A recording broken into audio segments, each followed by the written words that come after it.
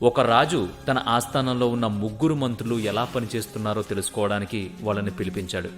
వారికి ఒక్కొక్కరికి ఒక్కో గోని సంచి ఇచ్చి అరణ్యంలోకెళ్ళి వాళ్లకు తోచిన పండ్లు ఫలాలను అందులో నింపి సాయంత్రంలోపు తిరిగి రావాల్సిందిగా ఆజ్ఞాపించాడు. ఇక ముగ్గురు మంత్రులు అరణ్యానికి వెళ్లారు. మొదటి మంత్రి ఆలోచించాడు.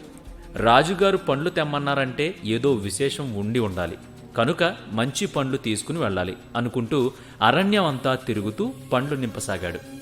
ఇక రెండో మంత్రి ఆలోచన ఎలా ఉందంటే, రాజుగారికి పండ్లకు ఫలాలకు లోటు ఉండదు, అయినా సరే మమ్మల్ని అడవికి పంపించారు, సరే ఏదోలా ఒక బస్తా నింపేస్తే చాలు అనుకుంటూ కంటికి కనిపించిన పండ్లు అంటే తాజా, వాడిన, పుచ్చిన భేదభావం లేకుండా దొరికినవన్నీ సంచిలో నింపడం మొదలుపెట్టాడు. ఇక మూడో మంత్రి ఆలోచన ఎలా ఉందయ్యా అంటే, చాలా చతురంగా ఆలోచించాడు ఆ మంత్రి. రాజుగారికి చాలా పనులుంటాయి, ఇప్పుడు నేను ఎటువంటి పండ్లు కోసుకెళ్ళినా సరే బస్తా కుమ్మరించి చూసే అంత తీరిక రాజుగారికి ఉండదు. కాబట్టి పైపైన ఏవో మంచివి 4 పళ్ళు సర్దేసి లోపలంతా చెత్త చెదారం, ఆకులు, అలమలతో నింపేసి పైన కొన్ని పండ్లతో అలంకరించసాగాడు. ఇక సాయంత్రం అయ్యేసరికి ముగ్గురు పండ్ల బస్తాలను తీసుకుని రాజుగారి ముందు హాజరయ్యారు.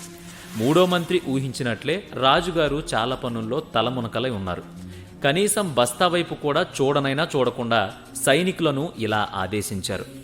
ఈ ముగ్గురిని చెరసాలలో వాళ్లు తెచ్చుకున్న పళ్ల బస్తాలతో పాటు 1 నెల రోజులు బంధించండి, తినడానికి ఏమీ ఇవ్వకూడదు, వారు తెచ్చిన పండ్లే వారికి ఆహారం అని చెప్పి సైనికులను ఆదేశించాడు.